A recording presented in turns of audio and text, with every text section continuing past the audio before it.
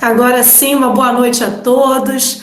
Vamos dar início a esse evento que eu tenho certeza que ficará marcado para todos nós como uma noite de possibilidade de renovarmos aí nossos votos na efetividade dos direitos sociais. Assim, quem sabe, teremos aí mais energia para lutar pela efetividade desses direitos que tantos temos que assumir como essenciais em nossas vidas, né? Então, eu gostaria de saudar inicialmente os palestrantes da noite de hoje, professor Ingo Sarlet, grande admiração pelo seu trabalho e tenho certeza que todos nós, da Universidade Federal Fluminense, estamos muito honrados com a sua participação na noite de hoje. Agradeço desde já, passo a palavra só para as suas boas-vindas e lhe apresento posteriormente antes da sua fala. Já está comigo, Fabiana? Isso, pode só dar uma boa noite aí para o pessoal, que nem todo mundo estava na sala, já temos 80 pessoas na sala presentes, ainda estou aqui aceitando vários, é só para uma boa noite inicial mesmo. Tá bom, então já vou dar uma boa noite inicial, saudar, já não mais tão inicial assim, né? Saudar então a Fabiane, né?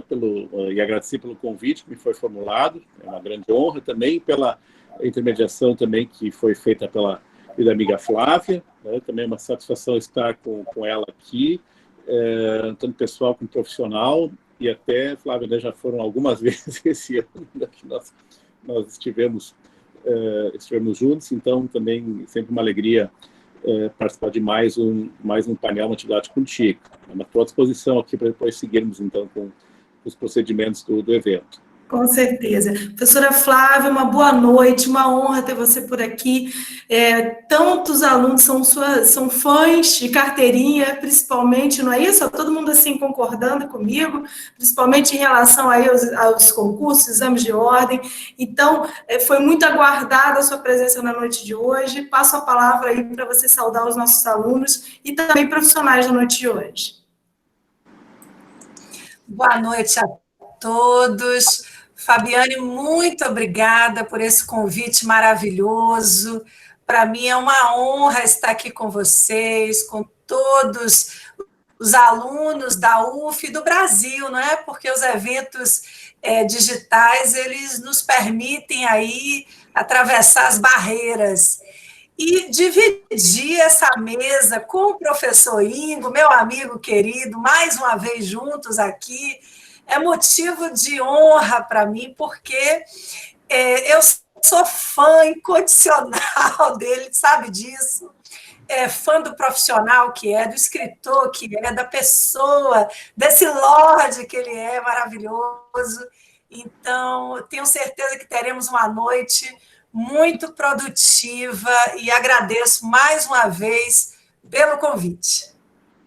Que bom, professora Flávia. Só um aviso inicial, vou pedir para que todos mantenham o microfone ligado, mas caso queiram manter as câmeras ligadas, eu sempre costumo falar nas minhas aulas que é tão bom olhar nos rostos assim para a gente conseguir realizar essas trocas humanas. Então, quem se sentir à vontade de manter as câmeras ligadas, fiquem à vontade. Nós estaremos lançando um link para a confirmação de lista de presença e, posteriormente, no segundo bloco de perguntas, estaremos, então, disponibilizando uma lista para que você confirme se seu nome está lá para a emissão do certificado de participação. Sem mais delongas, nem precisaria apresentar, mas vou trazer aqui um breve mesmo resumo do professor Ingo Sarlet, doutor em Direito, coordenador do programa de pós-graduação em Direito e mestrado e doutorado da PUC do Rio Grande do Sul, desde 2006, né, coordenador do MINTER da PUC também do Rio Grande do Sul, é advogado, um grande escritor e que, com certeza, na noite de hoje nos trará aí a possibilidade de somar com o nosso conhecimento. E tenho certeza que estará, professor, sempre com uma gratidão à Universidade Federal Fluminense pela oportunidade da noite de hoje. Passo a palavra, então, para a sua exposição. Muito bem, Fabiane, mais uma vez obrigado. Flávia, vou então dar início, né, sem mais delongas, a minha fala. É um tema, evidentemente, que eu tenho estudado há um bocado de tempo, nem é bom mencionar quanto. De qualquer sorte, pelo menos, né, desde a minha tese de doutorado na Alemanha, em Munique, foi exatamente sobre o tema da problemática dos direitos fundamentais sociais na Lei Fundamental Alemã e na Constituição Brasileira de 1988. Né? Na época, a Constituição Brasileira ainda estava longe de fazer seus 10 aninhos. Então, já vejam desde quando eu, de algum modo, né, me envolvo com a questão dos direitos sociais, direitos fundamentais sociais. E é claro que de lá para cá, né, algumas coisas mudaram, né, mudaram muito, outras, todavia, nem tanto. Né? E outras tantas, inclusive, dependendo do olhar, obviamente, que se possa ter em relação ao fenômeno, tiveram algumas involuções. Né?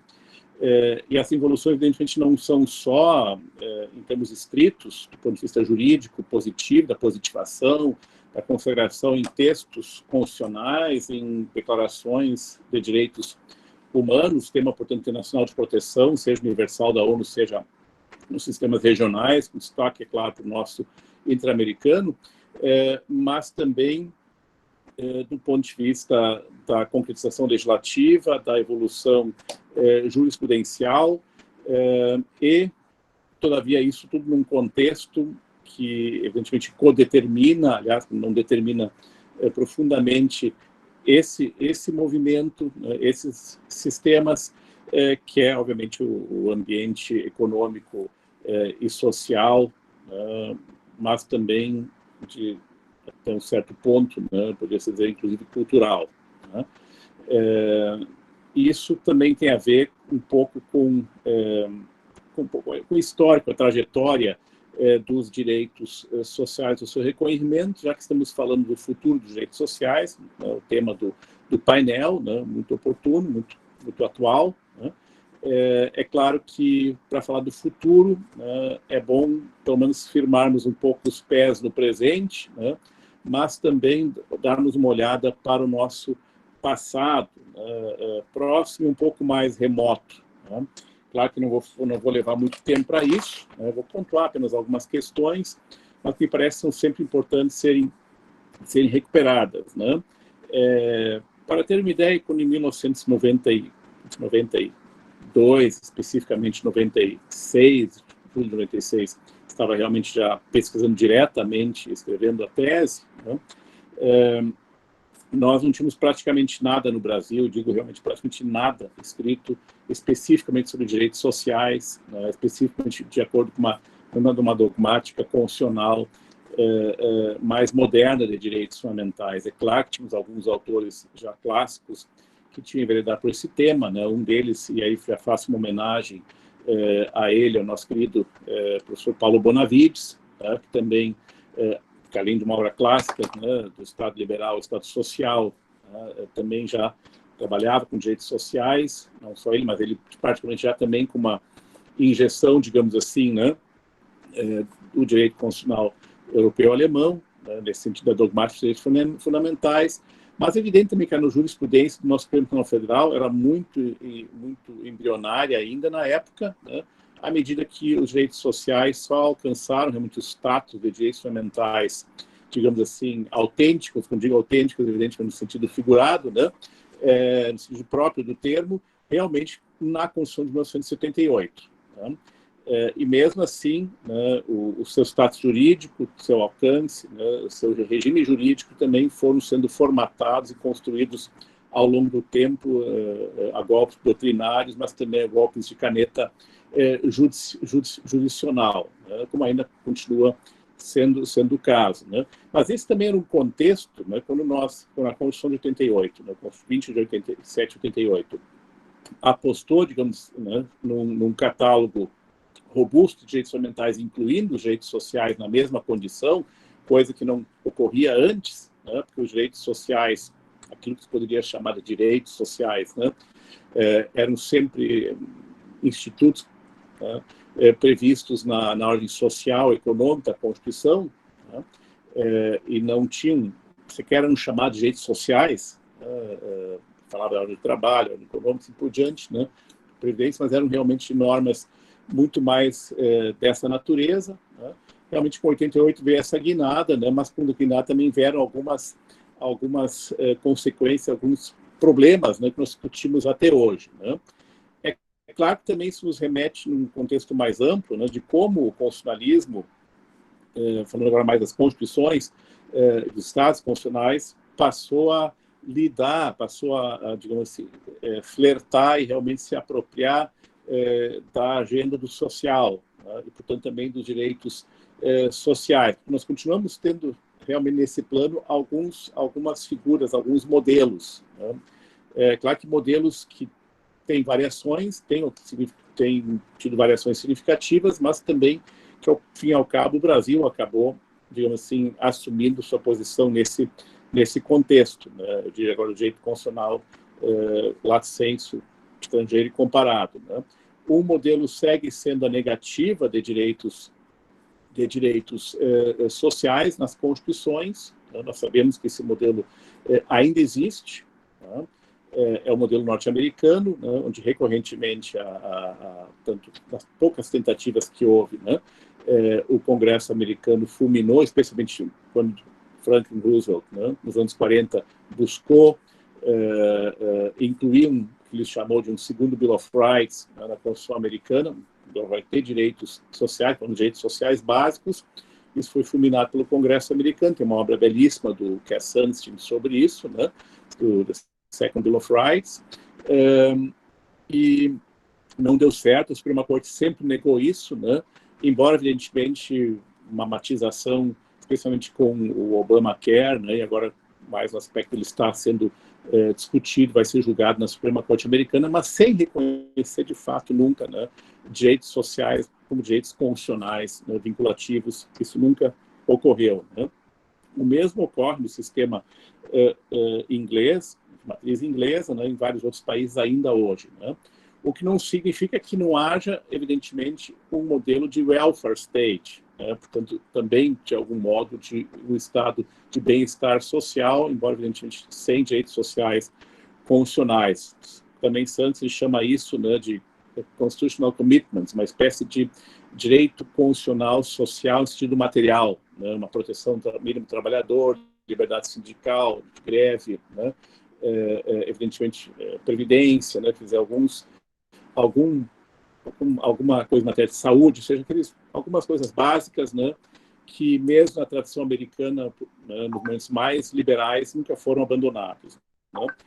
Temos um outro modelo, que é o modelo, na verdade, da Alemanha, até hoje ainda, né? Da lei fundamental alemã, que, diferentemente da Constituição de Weimar, não previu direitos sociais, por sentir o próprio termo no seu texto, a lei fundamental, né? Mas apenas uma cláusula geral do Estado Social, que remete, portanto, ao legislador ordinário, às esferas políticas públicas, à concretização das diversas dimensões, né, desse Estado social, né? Portanto, não há direitos sociais na Constituição. Depois, com a evolução jurisprudencial, é que se reconheceu um direito, sim, portanto, social, né, a um mínimo existencial, né, que realmente tem um papel importantíssimo, né, em vários momentos, inclusive em termos de recepção nossa, né? Isso eu volto rapidamente depois, né? Nós temos o modelo, digamos assim, modelo um pouquinho, né, mais avançado, para alguns ou não, para outros, né, que é o modelo espanhol, né, que prevê já alguns direitos sociais, como direitos fundamentais, alguns, né, mas basicamente o direito à educação e a liberdade sindical, o direito de greve, são os únicos direitos sociais fundamentais da Constituição espanhola, além de uma cláusula geral de Estado social, exemplo da lei fundamental alemã, e, evidentemente, os demais direitos sociais, ao fim e ao cabo, não são direitos, né, mas são princípios, né, reitores, inclusive diretivos, né, da ordem social, da ordem econômica e social espanhola, né, com status completamente diferente. Portugal já é mais próximo de nós, porque Portugal tem, evidentemente, um catálogo amplo de direitos fundamentais sociais, né? Mas, ainda assim, Portugal é diferente, porque em Portugal nós sabemos, salvo, obviamente, a doutrina sólida, né, mas contra a corrente, digamos assim, do direito constitucional positivo, né, e até de boa parte da doutrina portuguesa, né, do professor Jorge Reis Novaes, né, um dos grandes expoentes do constitucionalismo português da atualidade, né, na geração pós, né, Miranda e pós Canottillo, digo não posso, porque não seja mais, mas uma geração mais jovem, evidentemente, né? Que realmente sustenta o regime unificado, os direitos sociais, também na luz da Constituição Portuguesa, mas nós sabemos que a Constituição Portuguesa claramente distingue, né, o regime jurídico dos direitos sociais, mesmo sendo fundamentais, como um regime mais frágil, mais débil, né, do que o dos direitos, liberdades e garantias. Né? E no caso brasileiro, nós temos realmente aquilo que passou a ser a tendência no final dos anos 80, né, e particularmente a partir dos anos 90, especialmente nas constituições da América Latina, né, das novas constituições latino-americanas e algumas, né, também do leste europeu, que é o reconhecimento de direitos sociais como direitos fundamentais e tendencialmente, pelo menos, com um regime jurídico tão ou quase tão forte, né, quanto os demais direitos e garantias, digamos assim, clássicos, né, chamados individuais ou direitos civis e políticos. Né? Por que eu digo isso? Né? Que isso nos mostra que nós tivemos um movimento, né, que, em diálogo, em sinergia com a evolução do direito internacional de direitos humanos, né, de realmente reconhecer esses direitos, assegurar-lhes esse status de direitos fundamentais, né, e também ampliar, digamos assim, o espaço, né, quanto às garantias e os instrumentos previstos nas próprias constituições, na legislação ordinária, para a sua efetivação. Né. Isso é claro, mas nós também temos que reconhecer que uma visão forte dos direitos fundamentais sociais, do ponto de vista, né, jurídico, como direitos subjetivos, exigíveis, né, especialmente na sua dimensão prestacional, né, essa é restrita realmente a alguns países. Né, predomina largamente no direito constitucional, largamente, assim, digo, com muita folga, né, o entendimento de que, em regra, os direitos sociais, na sua dimensão prestacional, não são direitos subjetivos originários de prestações, sempre depende de uma prévia previsão, regulamentação legal para que as posições subjetivas possam ser exigidas. Esse é o cenário absolutamente dominante. Nós somos exceção, né? Nós somos uma das exceções, né, nesse domínio. Isso é importante frisar novamente, porque vamos logo para o presente e o futuro. O presente faria um salto maior, porque nós, de algum modo, já falei disso, né? Não vou agora esmiuçar isso. Nós temos uma jurisprudência do nosso Supremo Tribunal Federal que tem se mantido firme, né, na posição de que direitos sociais são, também na dimensão prestacional, direitos fundamentais plenos, exigíveis, portanto, vinculam os poderes públicos de forma direta, imediatamente aplicáveis, né, e mesmo, inclusive, né, na ausência de lei específica, é possível, não é possível como deve o Poder Judiciário, né, evidentemente, impô-los em face do poder público, né, quando uma negativa, evidentemente, a partir de alguns critérios. Né. Nós sabemos também que esses critérios são questionáveis, né, isso envolve também as discussões em torno da legitimidade do Poder Judiciário, nesse sentido, mas não tenho tempo para abordar isso aqui. O que eu quero, evidentemente, pautar aqui, agora olhar para o futuro, porque depois nós vamos ter tempo para perguntas, enfim, a Flávia vai poder complementar ou melhorar muita coisa, né? E depois temos espaço, né, para discussão, sempre se pode realmente avançar, né, em alguns pontos. Né?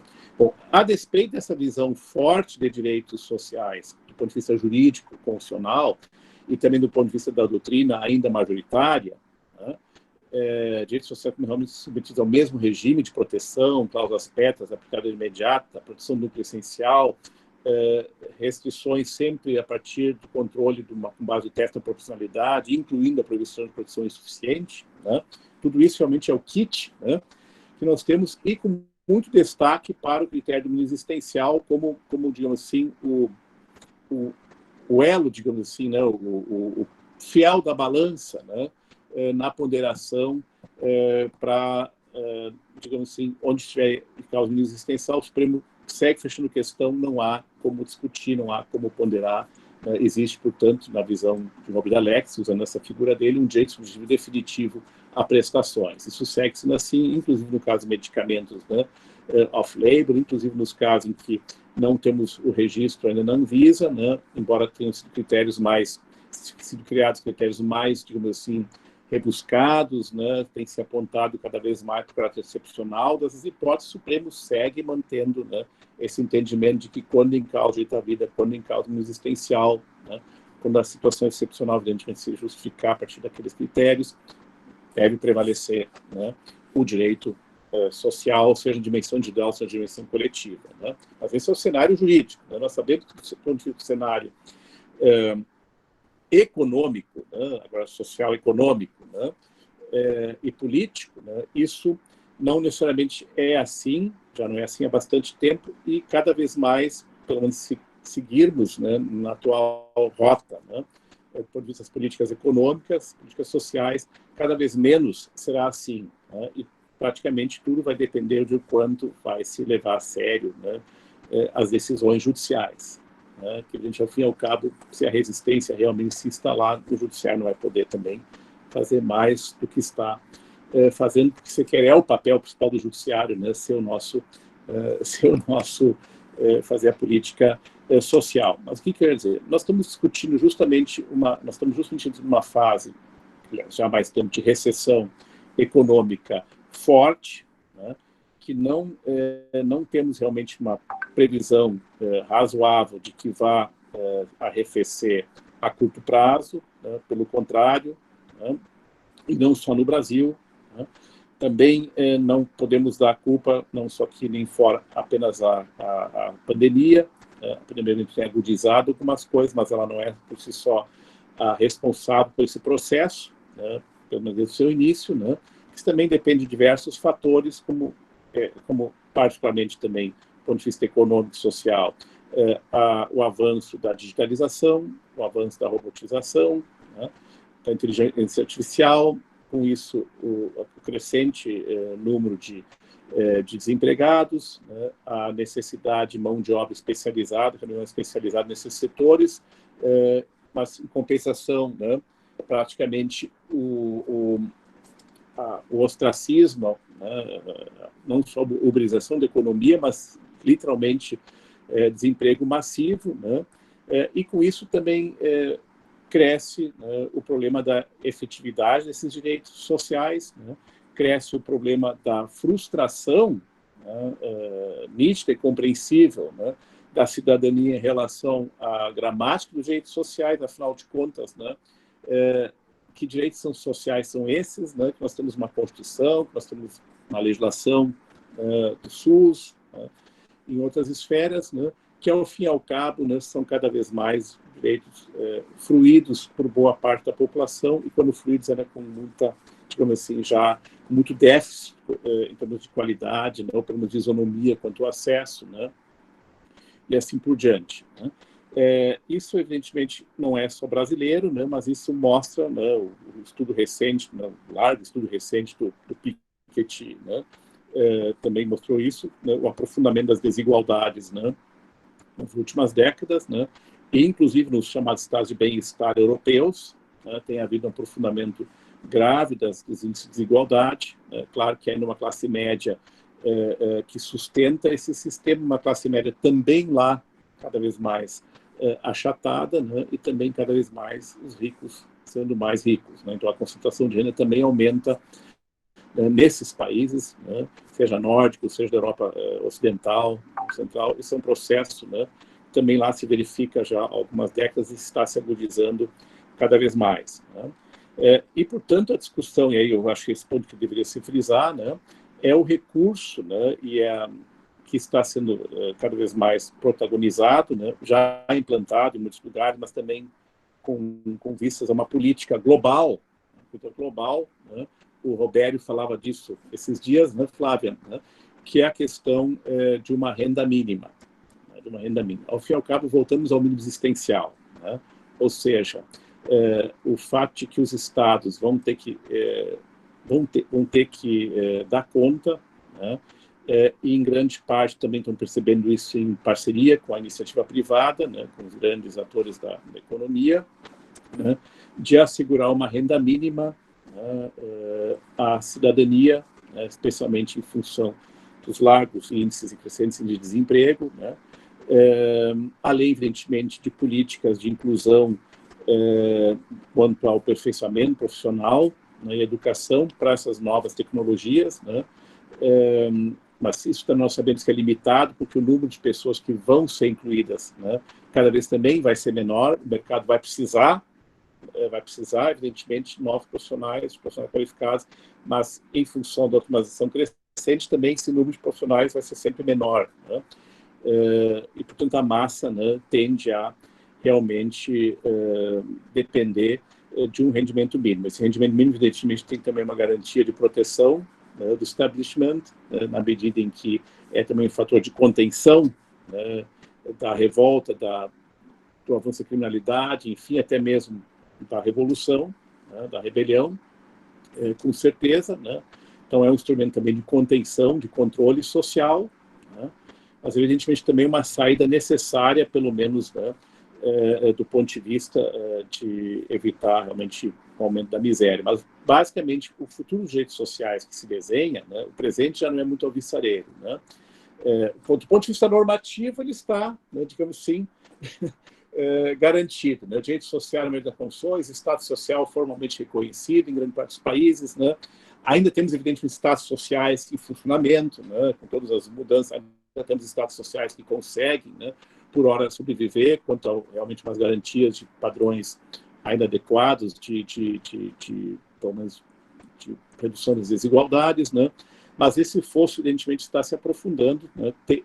O processo, né, de agudização, ele é geométrico, porque o avanço da tecnologia também é geométrico, aliás, é mais do que geométrico, né? É muito rápido, né, e arrasta consigo logo, imediatamente, essas consequências, e também a dificuldade de planejamento, né, e ações efetivas também a curto prazo, acompanhando esse processo, né, evidentemente, o que se envolve. Então, claro que o grande desafio dos direitos sociais é de sobrevivência, né? E essa sobrevivência, a gente novamente está pautada em políticas de garantia do mínimo existencial.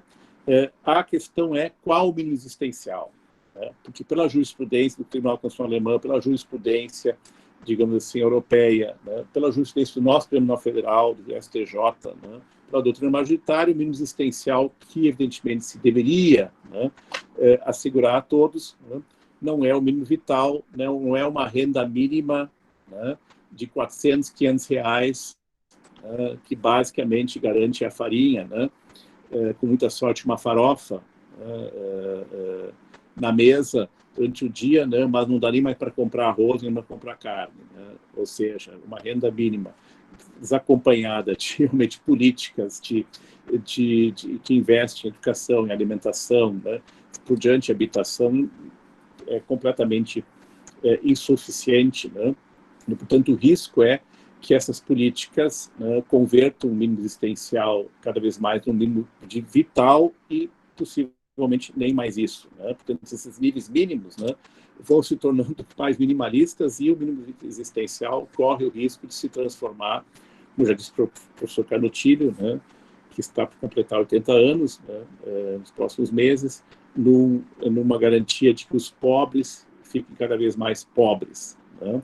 Uma interpretação minimalista existencial. E esse parece que o maior desafio, né, é realmente apostar no mínimo existencial, né, porque em máximos, nesse contexto de crise, a aposta, evidentemente, sempre é o ideal, que se deve buscar alcançar, mas, ao mesmo tempo, né, a garantia dos mínimos, né, não pode se transformar na garantia, digamos assim, de uma miséria quase absoluta, financiada, entre aspas, generosamente, né, pelo Estado e pelos atores econômicos, né, para poder se encastelar, né, nos cinturões que ainda restam de riqueza e bem-estar, né? Acho que esse é o nosso presente já, né?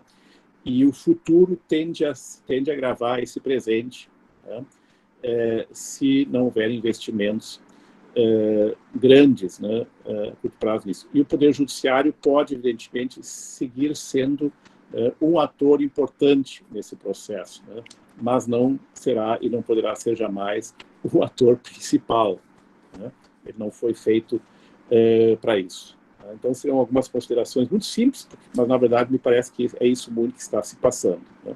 Agradeço a atenção e depois, agora, estou curioso para ouvir a Flávia e, eventualmente, também poder responder alguma questão.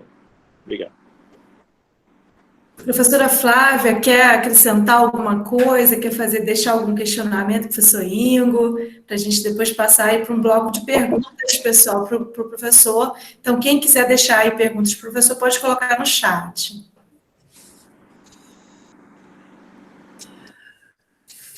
Fabiane, eu separei uma das obras do Ingo que eu tenho, acho que quase todas, viu? Porque ele escreve muito, então dizer que tenho todas as obras eu acho que seria muito audacioso.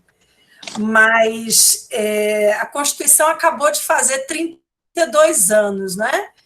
E esse livro que eu tenho organizado pelo professor Ingo é de 2018, 2008. Ingo nos escuta? Escuta, né? Estou escutando, estou escutando. 2008, tá? 2008. E esse artigo começa ele dizendo assim: passadas já quase 2 décadas desde a promulgação da Constituição de 88, é possível afirmar que o debate em torno dos direitos fundamentais e da eficácia social que os mesmos alcançam no cotidiano das pessoas não perdeu em atualidade, mas, pelo contrário, lamentavelmente, segue ocupando a pauta dos grandes desafios para o Estado e a sociedade. Nos direitos fundamentais, orçamento e reserva do possível.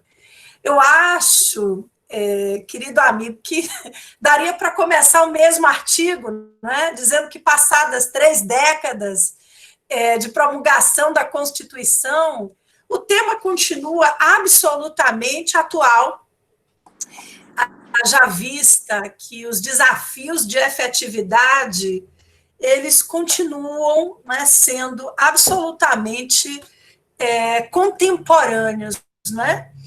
Como eu tenho já há muito tempo, e você sabe disso, uma leitura, né, das suas obras, eu trouxe uma outra abordagem também, né, sobre os desafios dos direitos sociais, porque é desafiador falar depois de você, né?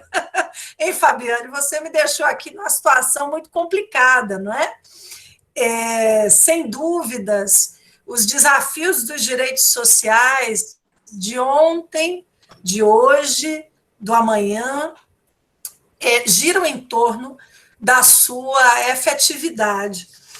E a pandemia, que a gente ainda está vivenciando, a pandemia, ela é declaratória, não é? Ela não é constitutiva. Ela escancarou as fraturas, né, de fragilidade, de efetividade de muitos dos nossos direitos sociais. O SUS, esse sistema sem igual, não é, em nenhum outro lugar do mundo, mal preparado, mas no papel uma beleza, não é, para atender 200 milhões aí de pessoas, crianças sem escola pública durante praticamente o ano inteiro, saneamento básico, não é, com suas inúmeras dificuldades e uma série de mazelas de efetividade dos direitos sociais. Então, eu acho que o professor Ingo trouxe os pontos fundamentais envolvendo, né, os desafios de, primeiro, né, envolvendo a normatização dos direitos e o triunfo dos direitos sociais no Brasil se deu com a Constituição de 88, e a efetividade ainda continua sendo a nossa grande complexidade. Mas eu trouxe também um olhar complementar, porque eu precisava trazer alguma coisa, né? Mas, eu vou lhe dar a oportunidade de falar de todas as suas ponderações, assim, mas antes a gente vai, eu sei que o professor Ingo tem uma limitação de horário, por isso, assim, eu vou já deixar esse aviso, pessoal, por isso que eu dei a oportunidade da gente fazer um primeiro bloco de perguntas, para que vocês tenham a possibilidade de fazer as perguntas para o professor Ingo, e aí, desculpa, Flávio, por te cortar, eu vou só fazer as perguntas. Fabiane, me desculpe, eu não sei, eu tenho disponibilidade, tipo, né, porque também depois eu tenho que fazer algumas coisas para amanhã ainda, né? Eu tenho um evento amanhã e tenho uma reunião importante da CAPES amanhã também de coordenadores de cursos. E então eu teria que ser umas 9h30, mas eu tenho tempo também. Então, Então, eu acho que dá tempo, né, professor? Eu acho que dá tempo, professora Flávia, então, vamos fazer assim? Fazemos claro, eu te agradeço, perguntas depois da professora Flávia. Isso, é por isso, por isso que quebrei protocolo, Fabiane, porque eu te agradeço, até a intenção realmente era me liberar, mas eu tinha de que eu faria questão de ouvir a Flávia, né? Talvez não possa ficar daí muito tempo depois, mas acho que valia a pena tentar, talvez, amarrar as coisas. Com certeza. Obrigado. Então, professor, eu já agradeço de antemão a oportunidade de a gente trazer, então, essa análise conjunta após as palavras da professora Flávia. Professora Flávia, mais uma vez, desculpa por ter lhe cortado, está com a palavra completamente. Na verdade, como eu estava falando, não é? Eu tinha que trazer alguma novidade numa perspectiva do futuro dos direitos sociais e trouxe uma junção sobre as preocupações que eu venho estudando a respeito dos direitos sociais numa análise federativa. E por que essa preocupação específica? Em agosto de 2020, o IBGE trouxe alguns dados muito significativos sobre a municipalidade brasileira. Nós somos um país muito peculiar, não é? Nesse aspecto dos municípios. Uma federação sem igual no direito comparado. Temos 5.570 municípios. Primeiro que nenhuma outra federação tem municípios com a autonomia que a nossa Constituição outorgou aos nossos. Depois desses 5.570 municípios, nós temos, eu tenho anotado aqui os números, 3.783 municípios com até 20 mil habitantes. 326 municípios com mais de 100 mil habitantes. E 4 municípios brasileiros numa situação completamente adversa, com menos de 1.000 habitantes. Então, temos Serra da Saudade, em Minas, com 776 habitantes, Borá, em São Paulo, com 838 habitantes, Araguaína, em Mato Grosso, com 946 habitantes, Engenho Velho, no Rio Grande do Sul, com 982 habitantes. E qual é essa relação federativa com o futuro dos direitos sociais? Bem, a nossa Constituição de 88, ela trouxe uma arquitetura diferenciada no que tange não só a defesa dos direitos sociais, como também ao Pacto Federativo. Avançamos, como bem disse o professor Ingo, como nunca antes na história brasileira, na saúde, na educação, na ordem econômica compromissória, no auxílio aos desamparados. Saúde até 88 era considerada apenas um serviço público. Educação recebeu 10 artigos próprios. A ordem econômica se tornou mais compromissória e comprometida com a justiça social como nunca antes na história do país. Isso só para exemplificar. Avançamos nas garantias fundamentais também, para não nos limitarmos apenas nas declarações, né? Então, criamos mandado de injunção, mandado de segurança coletiva, ampliamos o objeto da ação popular, constitucionalizamos a ação civil pública, abrimos, né, a perspectiva do país para o direito internacional, permitindo o reconhecimento de tratados, de princípios no plano internacional. A emenda 45, né, trouxe também a consagração da constitucionalização formal dos tratados sobre direitos humanos, ou seja, o cenário foi completamente modificado na seara dos direitos sociais no plano normativo a partir de 1988. E o cenário federativo também. Por quê? Porque se previu um federalismo cooperativo, permitindo, num plano, né, de cooperação, de participação federativa, que a União, os estados, o Distrito Federal e os municípios se unissem para consagrar esse estado do bem-estar social, que, como, mais uma vez, né, o professor Ingo trouxe, segundo o grande Paulo Bonavides, né, essa nossa perda recente, né, o professor Paulo Bonavides já dizia, né, sempre padeceu da programaticidade das suas normas.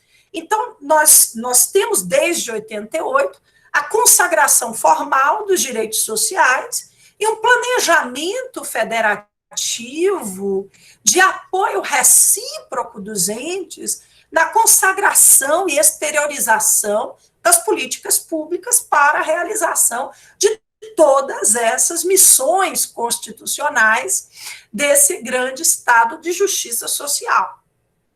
Mas acontece que esse planejamento de efetivar as políticas sociais na área da saúde, na área da educação, na defesa do meio ambiente, do auxílio aos desamparados, da erradicação da pobreza, na defesa da solidariedade, não vieram esses objetivos acompanhados da mesma previsão orçamentária, fiscal.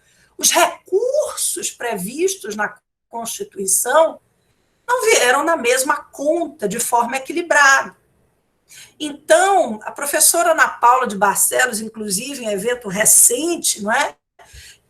No qual participamos, professor Ingo, em uma passagem, trouxe o seguinte questionamento: que autonomia é essa, viável, sem recursos para a sua realização? Que futuro teremos nos nossos direitos sociais se os municípios não têm o mesmo poder fiscal, econômico, financeiro para a realização de tantas políticas públicas que estão previstas na nossa Constituição? Há uma centralização de recursos nas mãos da União que, sem dúvidas, só tem aumentado. Porque o que nós observamos nos últimos anos são muitas contribuições sociais que têm, né, se agigantado, e as contribuições sociais, elas não são divididas devidamente por estados e municípios. Então, temos responsabilidades constitucionais, federativas, dentro de uma visão de federalismo participativo, sem os recursos necessários para a implementação de todas essas políticas públicas. O professor da FGV Rio e São Paulo, Daniel Vargas, disse também recentemente, em um evento no qual participei, o futuro de uma criança, né, na sua educação, acaba sendo determinado em razão do seu local de nascimento.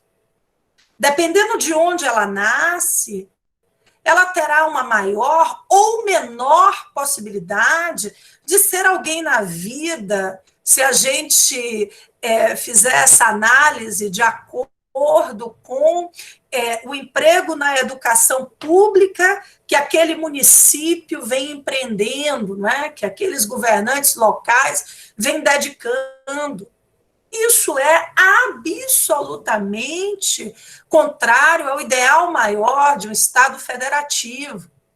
Nós vivemos numa federação que se apresenta como uma federação, eu costumo dizer, simétrica de direito, porque nós temos representação federativa paritária em cada unidade, não é? Por 3 senadores, não interessa se num estado menor ou num grande estado brasileiro, como São Paulo, que tem alta renda per capita, mas, na verdade, temos uma federação altamente assimétrica, uma federação que não caminha nas mesmas proporções.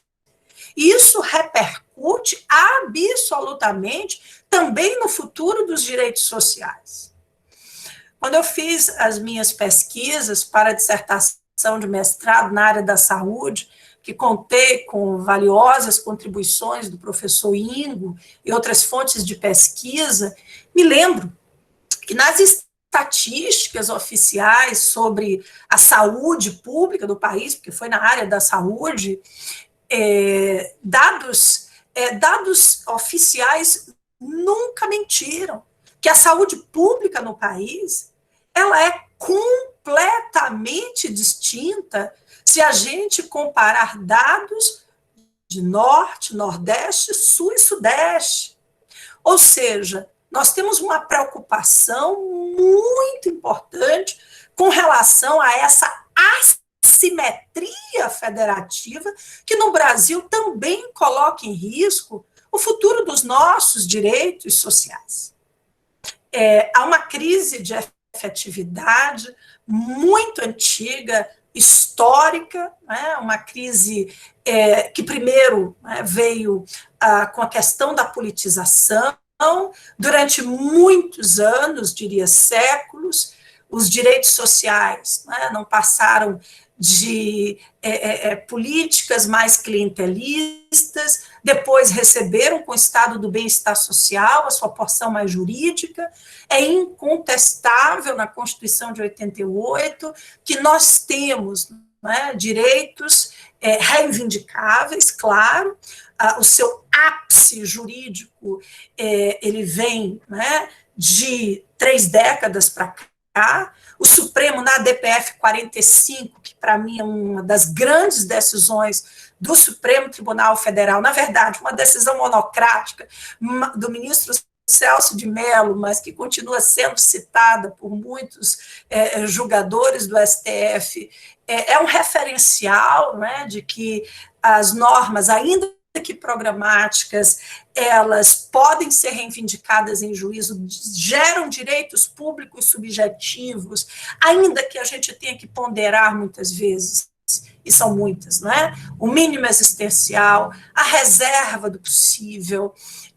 Há uma ponte entre o que diz a Constituição e a gente observa na nossa realidade, mas eu acho que o futuro dos direitos sociais também precisa passar pela nossa reanálise do pacto federativo. O que queremos amanhã da nossa federação. Por quê? Porque nós temos uma desigualdade federativa muito grande. Nós temos uma dificuldade de realização das políticas públicas sociais por muitos municípios brasileiros. E creio que essa centralização de recursos no governo federal, esses micromunicípios, porque são muitos micromunicípios, há um fenômeno que tem muita gente se dedicando também a estudar, de migração das pessoas que não mais estão conseguindo viver nesses municípios pequenos, porque são municípios onde falta absolutamente tudo. Não há uma escola decente para estudar, não há um hospital para estudar, para se tratar, ou seja, falta absolutamente tudo. As pessoas estão migrando para outros centros. Então, nós precisamos também refletir sobre o futuro dos direitos sociais à luz de um novo pacto federativo.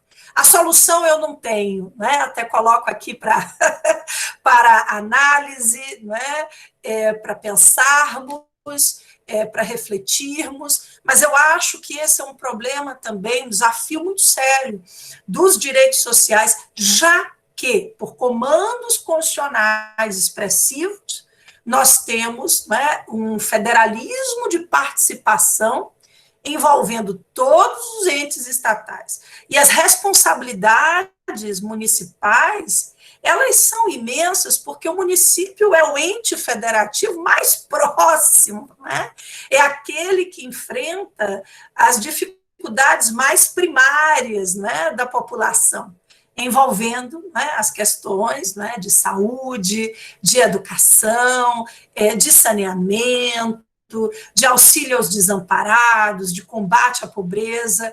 Eu acho que é um tema também muito interessante que precisa, né, das nossas reflexões.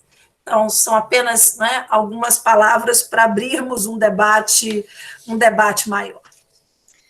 Obrigada, professora Flávia. Mais uma vez, tenho certeza que, a partir das perguntas que já estão chegando, a gente vai conseguir aí ampliar o nosso debate.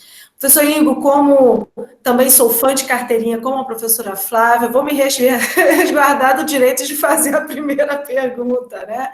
É claro que quando a gente fala de direitos sociais, a gente sempre se preocupa numa possível limitação desses direitos diante dessas grandes polarizações que nós temos visto, né?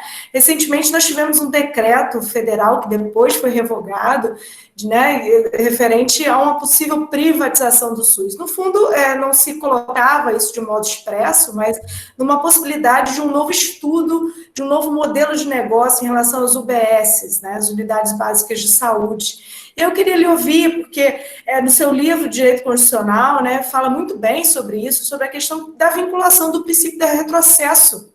A gente tem um princípio que é da vedação do retrocesso. Como que ficam essas questões dessas possíveis normas que venham a limitar? Como que a gente pode acabar lidando aí na prática com essa polarização que nós temos? De uma demanda que é uma limitação orçamentária, uma limitação de que a gente efetivamente não dá conta, muitas vezes, de trazer efetividade a esses direitos, e que nós precisamos, sim, garantir aquilo que a gente já conseguiu enquanto conquista aí social, né? Bom, muito bem. Em primeiro lugar, gostaria também de parabenizar a Flávia pela exposição, não foi só complementar, realmente avançou. E é claro, concordo plenamente com a Flávia, é um problema clássico brasileiro, né, e que apesar do projeto, em princípio, da bondade, digamos assim, do projeto constitucional também em relação à nossa federação, acabou realmente se esvaziando consideravelmente, né? Em relação que deveria ser realmente um pacto de um federalismo cooperativo, né, e com a transferência gradual. Já vou com isso também chegar, Fabiana, a resposta, porque está conectado, tá? Então me permite fazer esse gancho também com a fala da Flávia, né, para encaminhar também uma possível resposta, pelo menos parcial, né, que poderia se sugerir. E é evidente que o pacto federativo, não só no Brasil, mas em qualquer lugar, né, ele acaba sendo central para fazer frente, não só, mas também, especialmente, a questão de uma política social que seja efetiva, pelo menos o mais efetiva possível, ao mesmo tempo dialogue, né, e seja sensível às diferenças regionais, né, e é claro, o SUS, o sistema do SUS, né, falando agora do SUS também, que foi mencionado, né, por ambas, pela Fabiana e também pela Flávia, o SUS, ele foi pensado dessa forma. O SUS, na verdade, foi projetado, e é do ponto de vista da sua regulação, projetado para funcionar de uma forma hierarquicamente descentralizada, mas, ao mesmo tempo, mantendo uma coerência interna, uma coesão interna, né, níveis de complexidade, a questão dos repasses, né, quer dizer, toda na verdade, uma formatação jurídica, político, constitucional, legislativa, né, infralegal, que faz do SUS realmente um exemplo de um projeto que, em princípio, deveria dar conta e foi projetado para, digamos assim, dar conta desse problema, do ponto de vista de uma concepcional, né? Mas é evidente que isso acabou sendo corroído, né? Uma centralização gradual, né?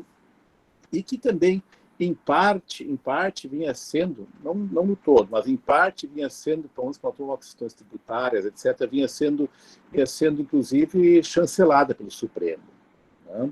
É claro que com as últimas decisões, matéria ambiental já tem decisões, mas também agora com a decisão, o leading case, digamos assim, federativo, né, na pandemia, né, nas primeiras decisões importantes do Supremo na matéria, isso já foi novamente matizado, né? O Supremo novamente apontou, né, aqui a necessidade, não arredou o pé disso ainda, por hora, né, de realmente levar mais a sério esse pacto federativo, né, das desigualdades regionais e também, evidentemente, com mais autonomia, né, para os poderes locais e regionais de formatar suas políticas, especialmente na omissão, na insuficiência das políticas centrais, né? Então, acho que isso é um passo que pode, digamos assim, talvez levar a uma evolução, né, nesse sentido, né? E o que isso tem a ver também com a questão dos limites, né? Porque, evidentemente, a limitação ela é de diversa natureza. Quando se fala daquela imagem da reserva possível, que eu não acho uma imagem ruim, né? Por mais que ela seja criticada, ela acaba sempre sendo a imagem utilizada, né? E eu não acho ela ruim em si, porque a ideia de reserva possível ela é correta, né? Afinal de contas, a qualquer coisa, especialmente a qualquer direito fundamental, qualquer satisfação de qualquer direito, qualquer elemento de interesse, sempre está submetido a uma reserva do possível, né? Portanto, temos que interpretar quais são os limites dessa reserva, o que ela significa e o que significa aqui o possível, né? E quais são as dimensões desse possível. E é claro que num contexto, digamos assim, macro, digamos assim, nacional, mas federativo, né, é evidente que o funcionamento da estrutura federal de forma adequada, né, preservando autonomias, realmente garantindo uma distribuição, né, solidária, equânime, né, dos recursos, também com relação às peculiaridades e às demandas locais e regionais, né, ela é central para otimizar realmente recursos, né, e garantir também a sua melhor aplicação. Isso é um elemento importante, né? Eu acho que reformas que forem feitas aqui, elas só devem ocorrer para aperfeiçoar o sistema, não para minar o sistema, né? Porque, novamente, culpar um sistema, uma concepção, pelo que não funciona, porque não se investiu adequadamente nela, né? É dar culpa ao que não tem que levar culpa. Né? É como culpar a nossa Constituição por uma série de mazelas que não são pela Constituição. É claro que podemos ter ajustes finos aqui, muitos já foram feitos, que podem aperfeiçoar o modelo, mas nós sabemos que não são os direitos da Constituição que inviabilizam o governo, causam ingovernabilidade, né? Mas sim como se lida com as prioridades, como se com a boa governança, né? Também das direitos da política está de toda uma estratégia de combate à corrupção, de combate à má gestão, da transparência, né, das políticas públicas, das medidas adotadas, do direito de acesso à informação, portanto, também, né, é um conjunto, é um kit que faz otimizar esses modelos, esses instrumentos para realmente minimizar o impacto, digamos assim, dos encaixes econômicos. Nós temos um outro exemplo, e claro que a proibição de retrocesso como um princípio que tem sido já recorrentemente reconhecido, inclusive pelo STF, né, em várias decisões, né, aliás, muito frequentemente nos últimos anos em matéria ambiental também, né, é um instrumento jurídico constitucional que tem sido hipótese acessada, é claro, como desde que associado a outros critérios, né, como da proporcionalidade, do essencial dos direitos, assim por diante, né. É claro que isso é um domínio existencial, é claro que isso é um instrumento que pode ser utilizado para combater realmente medidas, né, que realmente sejam retrocessivas. Dentro desses problemas também está o problema do financiamento, do subfinanciamento dos direitos, né? Não só sociais, mas estamos falando especificamente deles, né? E aí o caso emblemático, subjúdice do Supremo também, é o da emenda 96, né?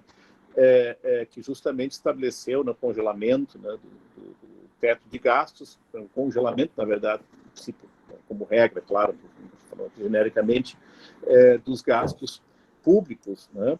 E que nós já também, já foi objeto de tantas falas, né, e tantos escritos, né, ao fim e ao cabo, está causando e vai causar, né, crescentemente, na verdade, uma redução de gastos, né?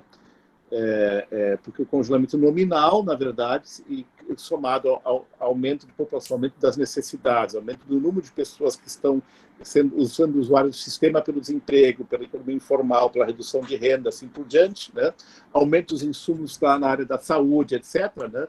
Todo esse conjunto, na verdade, já se comprovou, né, que vai levar a uma redução muito significativa, né, dos investimentos em saúde, em educação, em assistência social, inclusive, né, que justamente é onde iria a renda mínima, essencial, assim por diante, né, e é claro que isso também está se discutindo, né, a própria aplicação da proibição de retrocesso, né, em relação à emenda, com alguns aspectos da emenda 96. E por isso que a resposta é muito complexa. Na verdade, para enfrentar isso, nós temos um kit de instrumentos, né, kit nós já temos, porque não é problema termos, pelo contrário, responsabilidade fiscal. O problema é como se formata o que se entende por responsabilidade fiscal. Né? Responsabilidade fiscal, evidentemente, significa preservar os recursos públicos e otimizá-los, né, de forma responsável.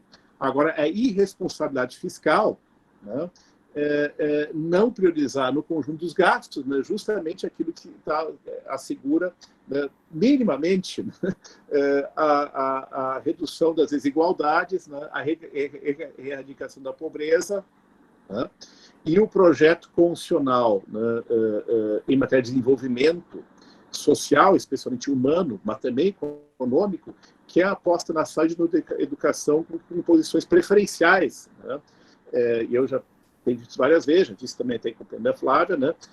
O fato do nosso Constituinte ter apenas para educação e saúde previsto um piso de investimentos constitucional e até federativamente escalonado, né? Também, né? Federativamente também escalonado, né? Mostra claramente que o Constituinte realmente viu no direito à saúde e educação os pilares do nosso projeto de desenvolvimento e os pilares de concretização do artigo 3º dos Objetivos Fundamentais da República. Senão não teria feito isso. Nossa Constituição é uma exceção. Já foi muito atacada, né? Mas como o Constituinte coloca pisos mínimos? Como é que ele vai prever, né, que vai poder se gastar? Isso não deixa de ser razoável e racional, essa alegação. Mas ela também tem mostrado que isso não é o problema do nosso país, até que se considera, né, Receita, assim por diante, já tem algumas folgas, né? Portanto, e nós sabemos que estudos já mostram isso, até naquele estudo de 2008 já estava demonstrando isso, segue existindo hoje esses estudos, né, mostrando que nem nível federal, nem nível estadual, local, todos os gastos são no município, isso já é mais problemático, né? Se gasta realmente, em regra, tudo, né, que a Constituição manda gastar. Não se faz esses investimentos, né? Ou seja, se você quer esses investimentos que são levados a sério, se quer um piso de gasto ser feito, né, como se justificar uma reforma que pudesse reduzir esses pisos, né, ou que pudesse realmente, quer dizer, nem o núcleo essencial, né, está sendo realmente cumprido, né, e que, na verdade, simplesmente a aplicação direta de norma constitucional e aplicação direta de orçamento público, né? Somado com aquela discussão sobre se o orçamento público é vinculativo ou não é vinculativo, né? A questão da desvinculação das receitas, né? Nós também sabemos que é um problema recorrente, né? Ou seja, é um kit de instrumentos, de políticas, enfim, fatores que realmente precisam ser simultaneamente enfrentados, né? E é claro que o Poder Judiciário tem sido chamado, em vários momentos, a lidar com essas situações, em vários momentos, né? Mas como isso envolve sempre não é o microcosmo, né? Essas questões realmente são estruturais, né, e estruturantes, né? É evidente que também são muito mais complexas e difíceis de resolver, né? Claro, e quando também se busca, como a Fabiana referiu, né? Claro, houve depois o recuo, mas essa política que nós estamos vivenciando de vamos tentar fazer, primeiro a gente joga, depois a gente recua, recua, e vai... Elas também é política... O medo é o que vem depois, professor. Não sei se você já notou, porque às vezes dá um susto, e aí depois a gente consegue efetivamente retirar algum tipo de direito de alguma forma que a gente efetivamente queria. Exato. Então, na verdade, esse passar a boiada com essa política do vamos tentar, depois a gente volta, né? Isso tem sido recorrente nos últimos tempos, né? E isso é muito ruim, né? Porque primeiro mostra uma instabilidade imensa, né, da administração, segundo, né, gera muita insegurança, e terceiro, dá margem, né, que esse susto também leva a negociações que depois possam... Então, realmente é um contexto que eu diria muito doentio, né? E o terror, então, sempre o discurso aterrorem de que, né, é melhor ficar com pouco, é melhor se contentar com quase nada, porque, afinal de contas, você ainda tem um emprego, né? Melhor é você ainda tem alguma coisa para comer, né? Enquanto você não tiver uma coisa que você tem que se dar por feliz, né? E, na verdade, nós temos levado isso olha o número de pessoas, embora tenha tido muita falência, muito, né, realmente a pandemia causou isso também é fato, né? Flávia teria, mas ela também foi constitutiva, né? Também foi, mas não, ela não criou a causa econômica, mas em alguns aspectos ela foi constitutiva, mas também, em parte, porque não houve poderia ter havido algumas políticas, digamos assim, que poderiam minimizar isso, né? Ou segurar isso um pouco, né? Mas o fato é que o desemprego massivo, né, ele está há alguns anos já muito acima da faixa dos 10%. De agora. A economia informal e o subemprego aumentou muito, está sempre beirando nos últimos anos a faixa dos 50%. Né?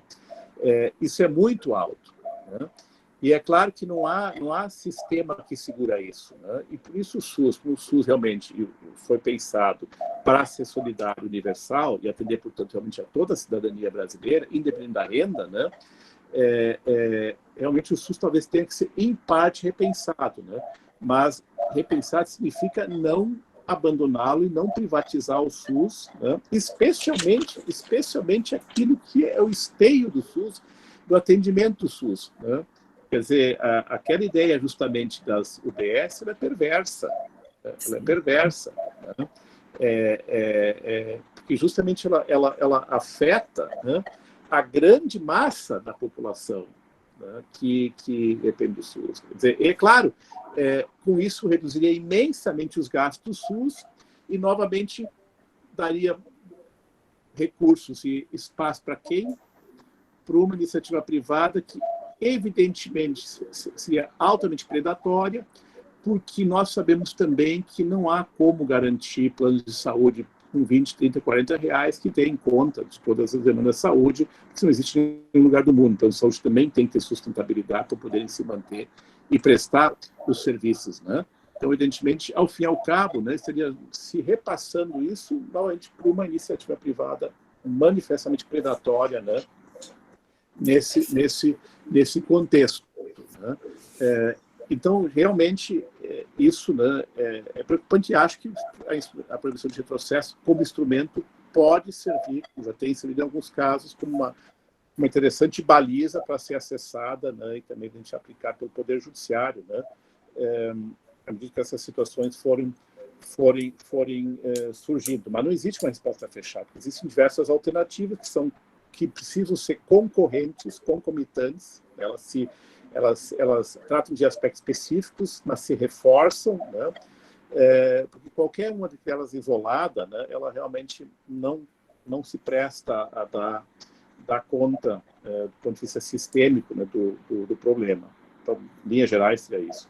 O grande problema é que a gente não enfrenta desvinculação de receita, né? A gente não enfrenta conquistas de direito, como garanti-los, e aí, no final das contas, quem sai perdendo, na verdade, é o povo, né? Eu vou tentar intercalar a professora Flávia junto com o professor Igor, porque aí a gente consegue fazer aí um bate-bola, né? A pergunta que vem agora é do Igor Pinho, um ex-aluno de Direito Constitucional. Prazer ter você aqui, Igor. Ilustre professora Flávia, no tocante à nossa federação, única com sua municipalização ímpar, já não existe um desequilíbrio no nosso modelo de representação, visto que a Câmara Federal, Casa do Povo, tem uma representação que fere, em tese, o princípio da isonomia, uma vez que para se eleger um deputado federal no maior estado da federação, qual seja São Paulo, o número de votos é muito maior do que para se eleger um deputado federal no Amapá. O Senado já é a casa da federação, Grata. Aí a gente precisa rever todo o processo, não é, do sistema eleitoral brasileiro. A lógica que a Constituição adota é que a Câmara é a casa do povo e os estados com maior número, não é, de pessoas teriam, assim, o maior número de representantes. E São Paulo é a grande metrópole brasileira, daí se justificaria ter os 70 representantes. É o único estado brasileiro com 70 deputados federais, né? Os outros oscilam entre 8 a 70, mas 70 São Paulo é o único que possui. A discussão ela é bem profunda, né? Porque, na verdade, o próprio sistema eleitoral proporcional ele é colocado em xeque a todo instante. Nós elegemos partidos, na verdade, os partidos elegem o maior número de representantes, e a gente vive no desencantamento político, não é? Há muitos anos. Esse é um assunto, viu, Fabiane, que eu acho que mereceria também só um webinar próprio, né? Enfim, um encontro próprio, porque há mais, né, realmente, né, o que falar do que numa discussão sobre os direitos sociais. Há uma necessidade de reforma política profunda, né, no nosso país.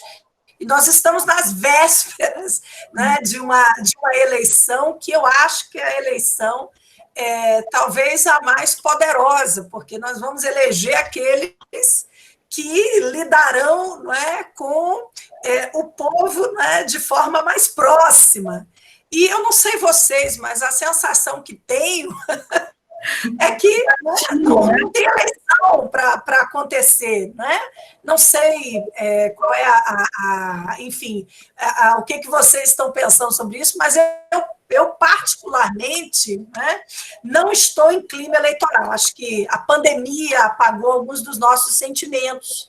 E isso é ruim, porque nós estamos nas vésperas de uma das grandes eleições. E essa eleição é uma eleição diferente, porque a emenda 97, ela trouxe a vedação às coligações eleitorais no sistema proporcional.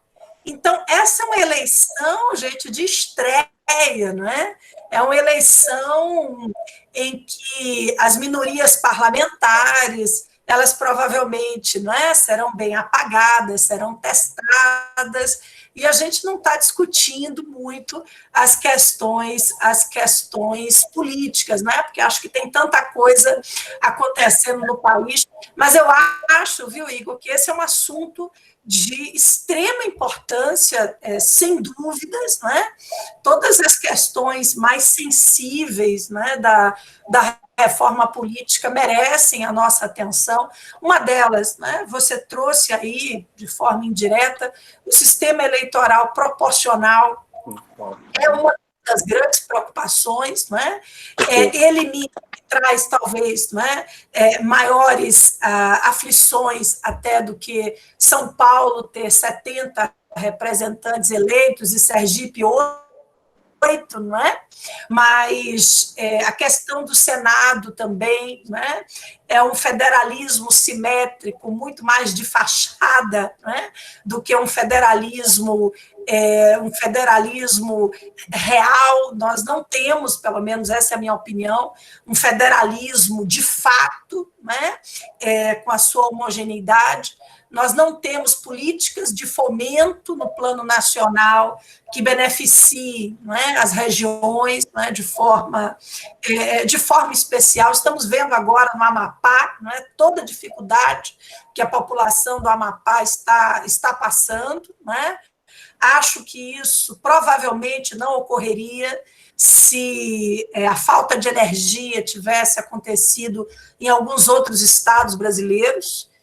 Então, eu acho que a gente precisa prestar mais atenção, né, para esse nosso país de dimensões continentais, e há uma necessidade, acredito, né, de revisão desse nosso pacto federativo, de um olhar talvez mais atento, de um olhar mais afetivo, né, para as nossas carências federativas, porque é uma federação com muitos antagonismos, não é? Uma federação de, enfim, proporções, né, continentais, isso é fato, mas as atenções, elas são bem distintas. E quanto à reforma política, viu, Igor, eu acho que a gente precisa aí reivindicar um painel, né, para debater tantos assuntos, né, que envolvem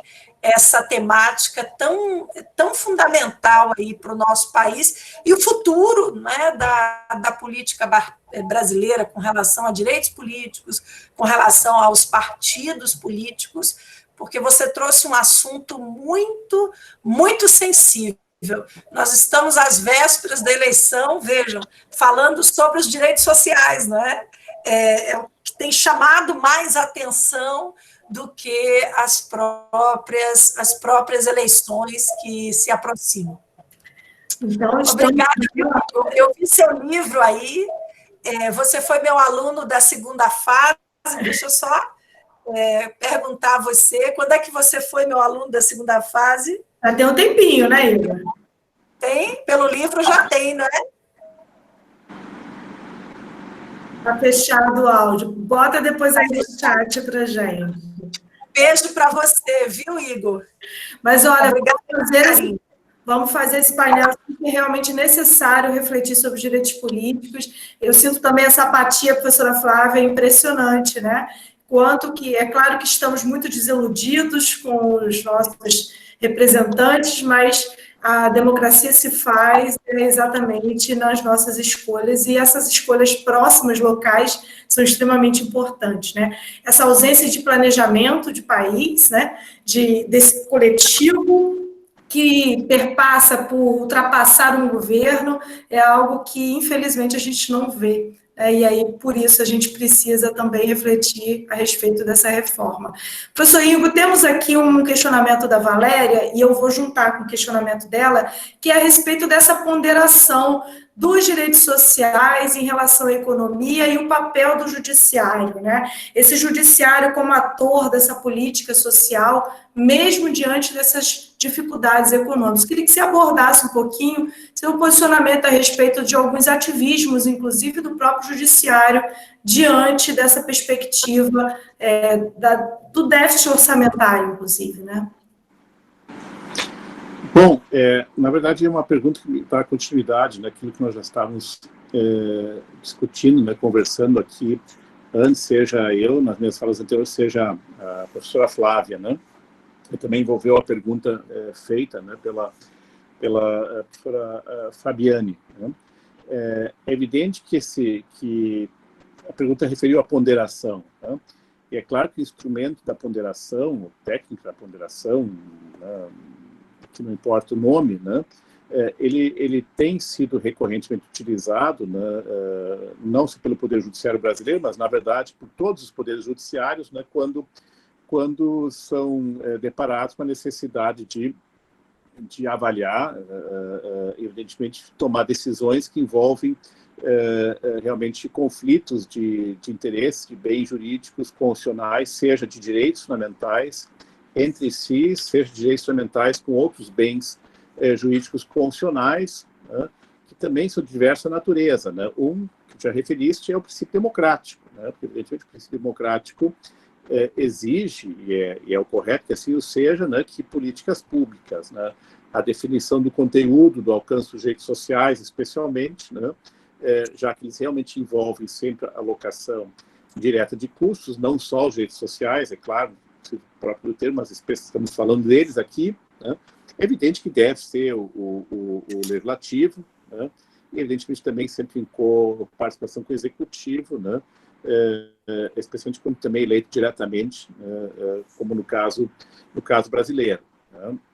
Então, é claro que isso tem que ser avaliado, e o papel do Poder Judiciário aqui, ele é convocado para isso pela própria Constituição, né? Mais no Brasil do que em outros lugares, né? Por isso também o que se chama de ativismo, eu não gosto muito desse termo, né? Mas, de qualquer sorte, é um termo que se incorporou, que se enraizou, né?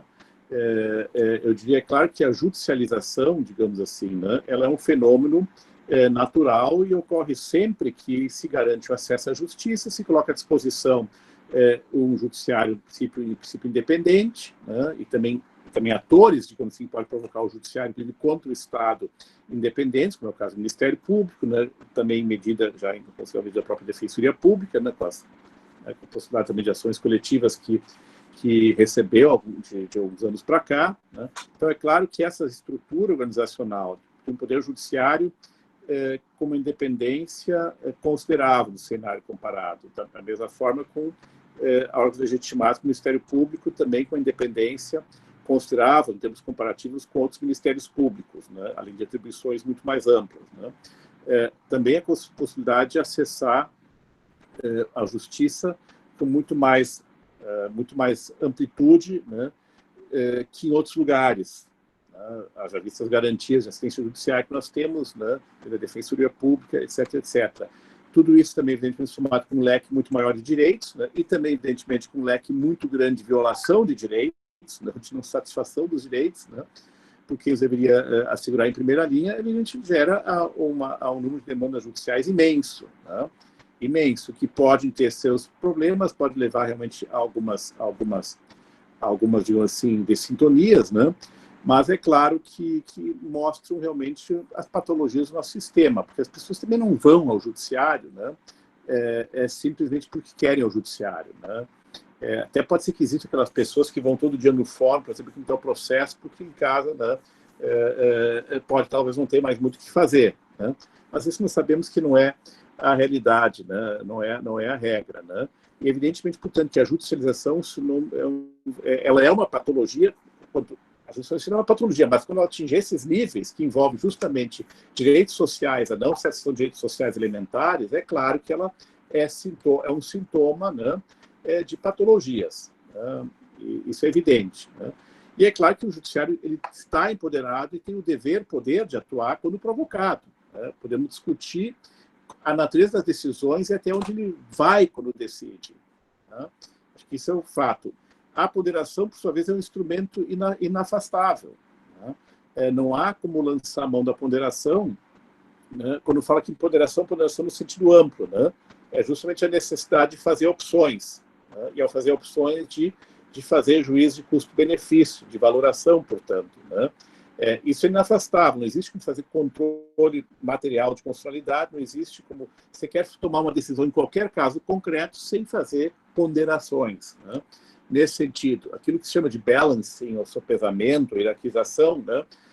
Nesse tipo de ponderação em sentido amplo. É claro que os instrumentos que se utiliza para fazer a ponderação em concreto, para levar a efeito, podem ser discutidos quanto à sua natureza, quanto ao seu uso, né, concreto. Por aí aí nós sabemos que aí entra o princípio, o máximo, o critério, novamente que não vou discutir as minúcias, né, da proporcionalidade, que é muitas vezes acusado como uma técnica utilizada de forma muito voluntarista, né, não muito cuidadosa e que pode levar também realmente a muitos equívocos, né, e até mesmo a decisões que acabam sendo muito mais voluntaristas do que propriamente adequadamente fundamentadas. Então, é evidente, isso é um problema que se pode apontar em matéria dos direitos sociais, e aí eu vou fechar, né, porque eu queria apresentar isso, porque é claro que em todas essas decisões que nós temos em juízo, especialmente, perdão, em matéria de saúde, né, quando se impõe ao Estado uma prestação pública em matéria de saúde, né, e se alega que não há recursos suficientes, os recursos já estão utilizados, não pode mais se destinar, por enquanto, para outras demandas, né, porque agora não tem mais previsão orçamentária, etc., etc., né?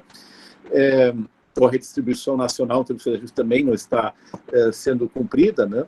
Não importa qual é o motivo, é claro que está se fazendo avaliando se esses fatores todos, né, fáticos ou jurídicos, que se pode invocar para de não atender aquela demanda, né, é justo alegar que se existem, então, elementos em sentido contrário que justificam, né, o atendimento dessa demanda e a imposição por via do judicial desse jeito. Então, isso é que se faz, né? E é claro que aqui há alguns espaços para discussão, né? Um deles é o critério do mínimo existencial. Como o critério do mínimo existencial também é um critério muito aberto, né? Embora o professor Alex disse que é uma regra, né? O mínimo existencial é protegido como uma regra, portanto, por isso é um direito subjetivo definitivo, não submetido à ponderação, nós sabemos que ainda assim é um conceito para lá de indeterminado, né? E é por isso que também a regra é que quem deve definir o que é o mínimo existencial deve ser a política pública, deve ser o legislativo, né? Mas como o mínimo existencial justamente dialoga diretamente com o direito da pessoa humana, né, e com existências básicas, né, a margem, evidentemente, que se dá aqui ao Poder Judiciário de intervir quando há uma tutela de evidência do não atendimento disso, né, acaba sendo maior, né?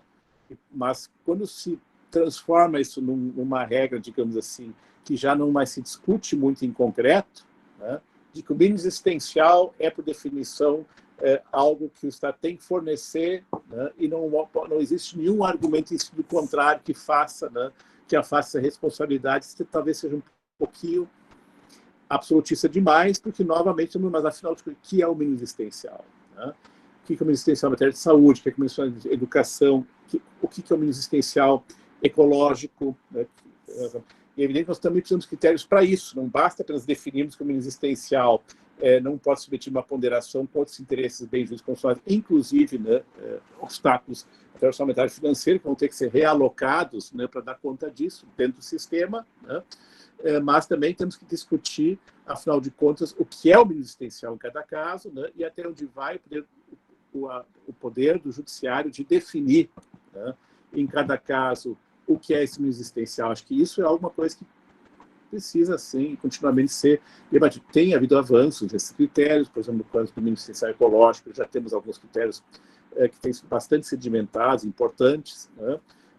No caso do direito à saúde, evidentemente, como a própria Constituição assegura acesso universal, né, gratuito, nós temos já, evidentemente, pistas fortes constitucionais a isso. No caso da educação, temos também, é claro, o direito subjetivo ao ensino fundamental, né, gratuito, que também já é assegurado pelo Constituinte como uma regra, se quer como nós temos realmente alguns critérios importantes na Constituição, a própria assistência social, LOAS, com aquele benefício que tem, né?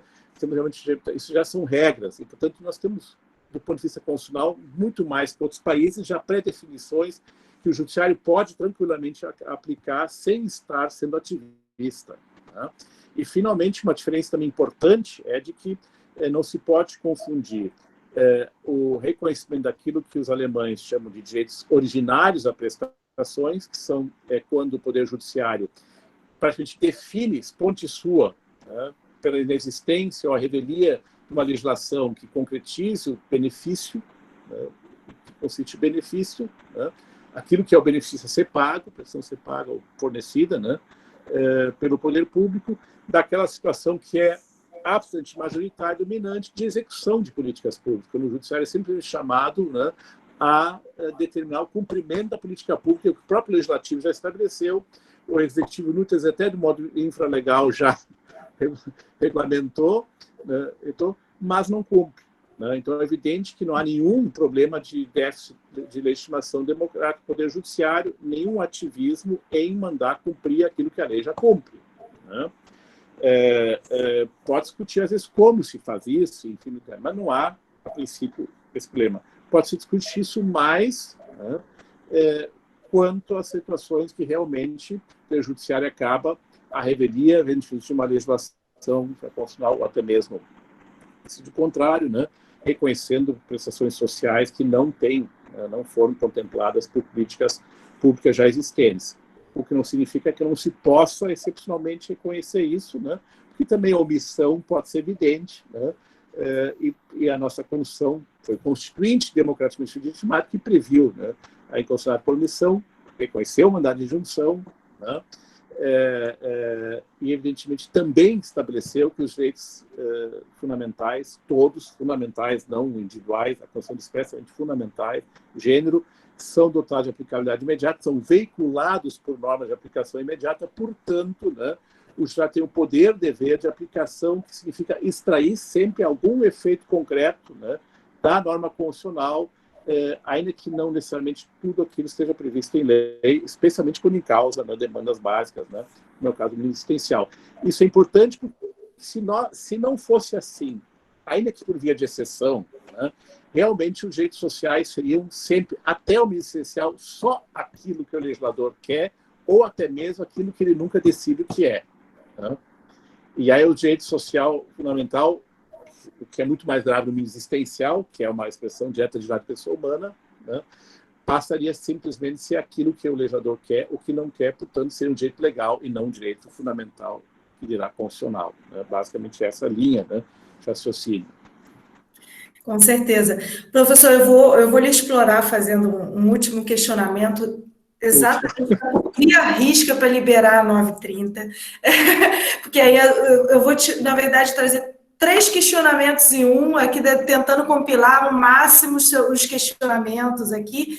É claro que veio a abordagem sobre a questão da PEC do teto de gastos, né? Veio a questão envolvendo a saúde, mas nós temos, em relação àquilo que já foi falado aqui, inclusive, sobre a questão da posição do judiciário na garantia dessa política social, mas tem questionamentos como, Larissa traz, Rodrigues, professor, boa noite, como buscar soluções diante do processo de execução moroso dessas sentenças que versam sobre efetividade? Então, gostaria que você tratasse um pouquinho sobre a morosidade para a execução dessas sentenças, que muitas vezes acabam não garantindo, muitas vezes, a vida, né, lá na prática. O Igor trouxe uma outra questão, que eu acho que foi o Igor, ilustre professor Ingo, a doutrina mais antiga falava em exercício de mão de obra de reserva. Hoje caminhamos para uma uberização, precarização do trabalho, para uma lógica de negação material dos direitos sociais. Então, professor, para encerrar a sua contribuição na noite de hoje, gostaria que você trouxesse, então, aí, tanto a perspectiva dessa possibilidade da gente agilizar o aspecto da execução da sentença, quanto esse posicionamento a respeito dessa lógica da negação dos direitos sociais. Bom, te agradeço, né? São novas perguntas, sempre desafiadoras, né? Acho que, mas que de algum modo já foram contempladas, né? Foram tratadas ao longo das nossas disposições. Eu também falei da uberização, falei no problema realmente do subemprego, né? Da economia informal, né? E todos os problemas que ela causa, mas realmente foi apontado bem na pergunta que isso é um dos desafios centrais, né? Até porque uma economia que não gera capacidade também de consumo, né, ela é autofágica, né, porque bem ou mal, né, para que alguém possa comprar o sapato que o empresário quer e precisa que se venda para também normalmente pagar o funcionário. Para que alguém possa almoçar num restaurante, para que alguém possa comprar um apartamento, mesmo que seja pelo sistema Minha Casa Minha Vida, e por diante, né, tem que ter renda. E não pode ser uma renda básica de R$400, ou seja, emprego, ou pelo menos alternativas, né, de trabalho dignas, né, ainda que não seja mais tudo no modelo tradicional, né, que também a gente está sendo repensado todo mundo, nem necessariamente tudo é ruim, né, mas evidentemente passa a ser ruim quando isso leva à precarização completa da vida, né, da segurança mínima, né, no existencial, etc, etc.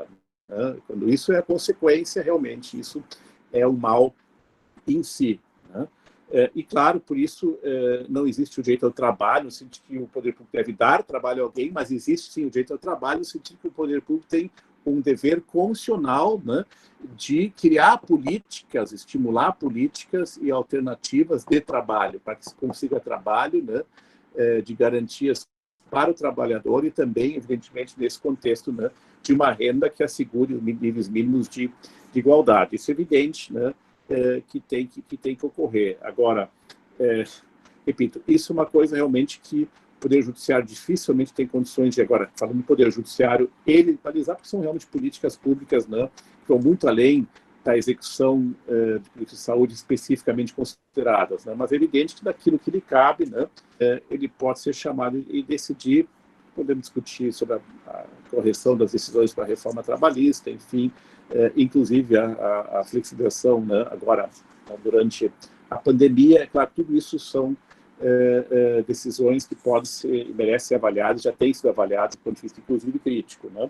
Com relação à morosidade, claro que a morosidade ela existe tanto o Poder Judiciário, né, e não há poder judiciário do mundo que consiga dar conta de em torno de 100 milhões de processos, né, e dizer que isso se resolve rapidamente. Isso não existe, né, é impensável, né, se quiser que qualquer juiz francês, alemão, belga ou espanhol, né, que aqui pode ter uma carga às vezes de 3, 4, 5 mil processos em andamento, em algumas horas até muito mais, né, simplesmente, né, ainda que haja assessoria, ainda que haja informatização, isso tudo passa a ser quase surreal, motivo de piada, né? Então, é claro que por isso, muitas vezes, essas questões que envolvem a saúde e educação se mantêm em liminares, né, medidas liminares. É claro, quando são ações já tão padronizadas, até o julgamento pode ser rápido, né? Mas nós sabemos que entre ter a sentença, ainda que rapidamente, e ter a fruição e a execução da sentença, né, especialmente quando há resistência em relação a isso, inevitavelmente isso é um problema que envolve respeito e consideração entre os poderes. Depois, uma vez que o poder que tem a competência para decidiu, né, aí se cumpre, né, em postergar o cumprimento com recurso procrastinatório, sabendo-se que a jurisprudência é pacificada, que não existe outra solução a não ser realmente aquele resultado. No momento, é evidente que são medidas que, ao fim e ao cabo, né, não existe muito como ser contemplado, e os instrumentos também de execução são reduzidos, né, nesse plano. O sequestro, existe uma série de coisas, mas, na verdade, são relativamente limitados. Né. É o que diz já há muito tempo, né, se escreveu nos Federalist Papers, né, de que o temor de uma ditadura judicial, né, o judiciário não possa sair, às vezes, das suas chinelas, não possa realmente exagerar na dose, possa discutir realmente decisões quanto a isso, né? É óbvio que se pode, se deve, né? Mas, ao fim e ao cabo, a falar de uma real ditadura do judiciário, eu acho sempre algo um pouco exagerado, na medida em que é clássico que o judiciário, né, não tem a chave do cofre, né, e não tem a espada, né? Eles falavam espada, né? Quem tem o executivo e tem o legislativo, né? E não há oficiais de justiça suficientes, né? Ainda mais se não houver repasse de recursos para pagá-los, né? Que façam cumprir as decisões judiciais, né? E, portanto, ou há um diálogo institucional, um respeito institucional, né? Ou simplesmente se pode perder o controle, aí realmente não há muito o que fazer com essa moralidade. Sinto dizer isso, mas se não houver um respeito, né, entre os poderes em relação aos seus papéis e às decisões tomadas quando cabem ser tomadas, isso facilmente pode desandar em inefetividade, incumprimento e resistência incontrolável. Né? Gente, eu preciso realmente finalizar. Tá? Sim, professor. A gente só vai caminhar também para uma última pergunta para a professora Flávia, para a gente fechar o evento, mas fique à vontade para se despedir. Agradeço mais uma vez, professor Igor, a presença na noite de hoje. Então, fique à vontade, a gente só vai caminhar mesmo para uma última pergunta. Pode ser, gente? Me perdoa, Flávia, se eu sair agora, porque eu realmente estou um pouco angustiado aqui com o que me espera aí. E não é um jantar, eu vou ter que realmente trabalhar. Com certeza. Um forte abraço, professor, mais uma vez, gratidão. Obrigado, Fabiano, obrigado, Flávia, obrigado a todo mundo, tá bom? Tá um bom final. Um beijo, aí. Tchau. Obrigado. Tchau. Obrigada. Professora Flávia, eu também não vou me alongar, porque nós sei que também dos seus compromissos. Eu vou tentar também juntar aqui alguns questionamentos para que você consiga também fazer uma última abordagem. Então, se fala muito da questão que envolve a saúde, né, de uma possível segunda onda, né, e toda essa preocupação diante do enfrentamento de uma possível segunda onda do Covid-19, né? Diante, inclusive, dessa perspectiva de dificuldades financeiras que nós vamos passar. Então, a saúde ela vem sendo sucateada, segundo a Valéria, há muito tempo, e, claro, esses recursos que normalmente são exclusivos vindos da União preocupa muitas vezes, e o Júlio acrescenta, perguntando se a questão seria mais apoio financeiro. Eu vou pedir, só para fechar um áudio aqui, se seria mais apoio financeiro necessário para essas unidades da federação, para os municípios, né? E aí eu gostaria que você só fechasse sobre essa perspectiva mesmo referente à saúde. Só antes de passar a palavra também para as suas considerações finais, vou dizer que temos aí uma lista de presença. Caso seu nome não esteja na lista, por favor, coloque aí após a lista para que a gente coloque, então, um link para que você preencha. Professora Flávia. Obrigada, Fabiane. Eu quero aproveitar e também mandar um abraço carinhoso para um querido aluno que eu vi que está presente, o Carlos Vitor Nascimento, que foi meu aluno, mas que hoje é um professor, colega de profissão, Um abraço, viu, Carlos? Eu vi que você está aí com a gente. Flávia. Hoje ele está no ICM, no Instituto de Ciência e Sociedade de Macaé, junto comigo. Professor Carlos, acabei de ver também sua indicação, fui rolando aqui. Agradeço também a sua presença. Que alegria, não é? Imagina, um aluno querido, agora um professor brilhante. Isso me enche de orgulho também, né? Porque alguma sementinha pequenininha, né? A gente contribuiu aí no meio do caminho. Bem, vamos lá, né? Eu me incomodo muito, desde o início da pandemia, com toda a politização da saúde, porque os comandos constitucionais em defesa da saúde são muito claros. O artigo 23, inciso 2 da Constituição, diz ser da competência da União, dos Estados, do Distrito Federal e dos municípios as atribuições na defesa da saúde. Mas, como eu disse na minha fala anterior, os recursos não são os mesmos, não é? A União tem em suas mãos, praticamente, 50% dos recursos públicos na área da saúde. Então, é claro que há uma centralização de recursos, um comando federal, como o professor Ingo bem disse, não é? Para que isso possa ser melhor distribuído em nosso país. Infelizmente, essa não é uma realidade, né, que a gente possa, enfim, né, que a gente possa destacar com todos os méritos possíveis. Mas eu acho que a gente ainda, né, pode reorganizar as forças e trabalhar em prol, né, dessa união, dessa defesa, que é uma defesa, gente, que não é uma defesa política, mas é uma defesa em torno da vida, não é? Porque saúde é vida propriamente dita, não é? Saúde é o sopro, não é? É o sopro de todos os direitos fundamentais.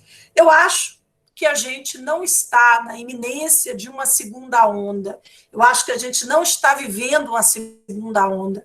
Mas tomara que realmente não venha uma segunda onda.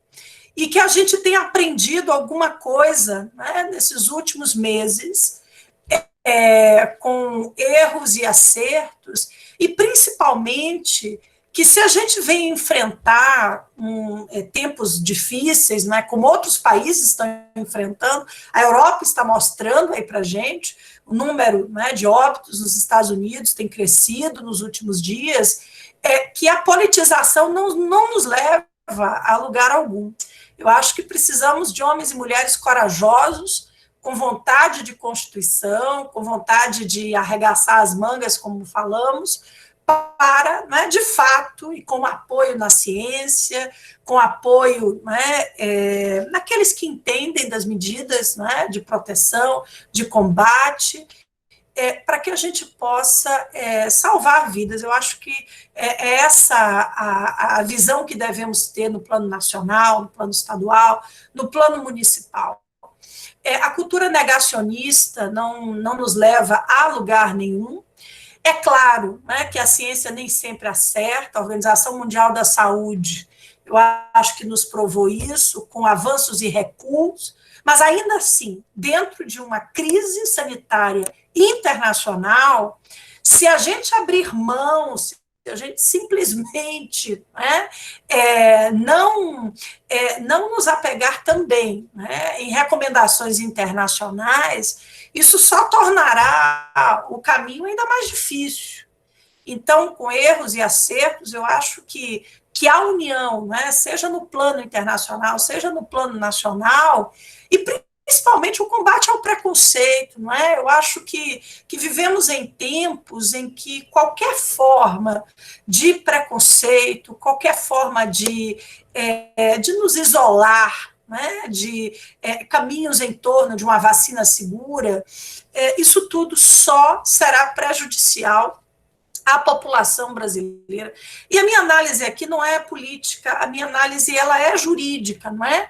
A nossa Constituição ela aponta para o caminho da solidariedade, ela aponta para o caminho, né, da plenitude na defesa dos direitos fundamentais. Então, eu espero, né, que, como a nossa Constituição nos colocou num ponto civilizatório, né, diferenciado há 32 anos, que a gente não vivencie, né, retrocessos, que a gente daqui, né, parta para novos avanços em defesa, né, da vida, da saúde, para que possamos ter dias melhores. Então, se por acaso enfrentarmos uma segunda onda, que eu espero que não venha, né, contando aí, né, com o nosso clima, contando que já passamos pelos dias piores, mas se por acaso, né, essa segunda onda vier, que a gente esteja mais preparado, que a gente tenha aprendido com os nossos erros, e acho que a politização talvez tenha sido um dos enganos, né, dos tempos anteriores, né, que daqui para frente venham, né, talvez mais colaborações. Não, eu acho que as amizades ou qualquer forma de simpatia política, isso tudo é absolutamente opcional. Mas o respeito, né, à população, o respeito à saúde, o respeito à vida humana são inegociáveis. Então, daqui para frente, né, eu espero que a gente respeite a Constituição, e trazendo aqui uma expressão de uma autora portuguesa que eu tenho lido muito, a Catarina Botelho, que escreve sobre os direitos sociais, que a gente possa transformar essa dignidade platônica em uma dignidade real, né, que eu acho que é um dos grandes desafios dos direitos sociais. E chegando ao fim da minha fala, eu quero mais uma vez agradecer a Fabiane pelo convite gentil, quero agradecer a presença de todos vocês. Professora Flávia tem que noticiar a surpresa do sorteio. O sorteio, é verdade. E como é que você vai organizar esse sorteio? Não, deixar que nós vamos organizar. Só me conta primeiro sobre o grande prêmio. Vamos lá. Eu tenho um curso de controle de constitucionalidade, que é aquela matéria que todo mundo ama, né? A matéria mais fácil do direito constitucional, que todo mundo sabe. É um curso de teoria e prática, tem muitos exercícios, e esse curso está à disposição aí do ganhador, do vencedor. A Fabiane vai fazer o sorteio agora ou depois? Não, vai ser depois. Eu vou postar lá no Instagram, pessoal. Eu estou colocando o perfil aqui no chat. Vão ter as regrinhas de estar seguindo a professora Flávia, o projeto também, Cidadania Ativa. E na sexta-feira vai ter que comentar o que mais gostou desse evento, porque esse é nosso termômetro, né, professora Flávia? A gente identificar onde nós acertamos para que a gente repita muitos outros eventos, podendo aí marcar aí grandes pontuações de contribuição de conhecimento para todo mundo. Então, vão estar as regrinhas todas lá no Instagram. Matéria super fácil, né, Manuela? Eu que leciono direito de controle de constitucionalidade lá na UF. Né? Esse semestre o pessoal já estava sofrendo lá com o controle. Então, não percam. Pertinho aí, próximo exame de ordem, tenho certeza que vai ajudar muita gente. Então, tanto lá no Cidadania Ativa, quanto no perfil profissional, vai estar lá postado para que vocês sigam as regrinhas. Professora Flávia, mais uma vez, eu vou passar a palavra só para você fechar suas considerações e fala um pouquinho sobre o curso, né? Tá. São 22 aulas de controle, com teoria e prática.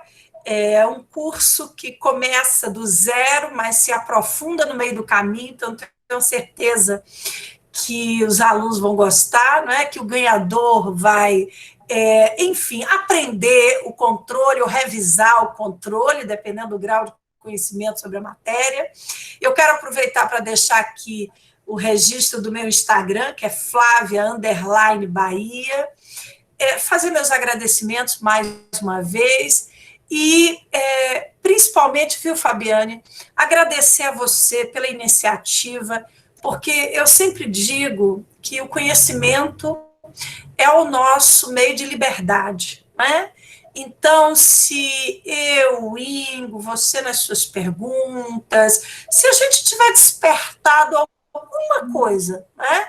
Hoje à noite, já foi suficiente, já valeu a pena, e já cumprimos o nosso papel. Então, eu quero agradecer pela oportunidade, quem sabe em breve estaremos juntos em outros projetos também.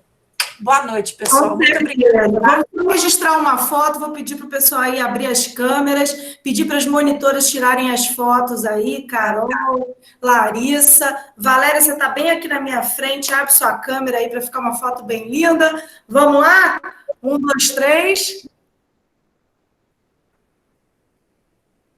Registrado, pessoal? Professora Flávia, mais uma vez, a todos boa noite. Que vocês estejam aqui nos próximos eventos. Semana que vem, meios alternativos de resolução de conflito, com o desembargador aqui do Rio, temos também professora também do Rio Grande do Sul, então fiquem atentos, professora Flávia, com certeza esse será o primeiro de muitos eventos, porque temos a grata possibilidade dessas trocas inúmeras da noite de hoje serem aprofundadas aí ao longo dos nossos próximos meses. Um forte abraço a todos, uma boa noite. Tchau.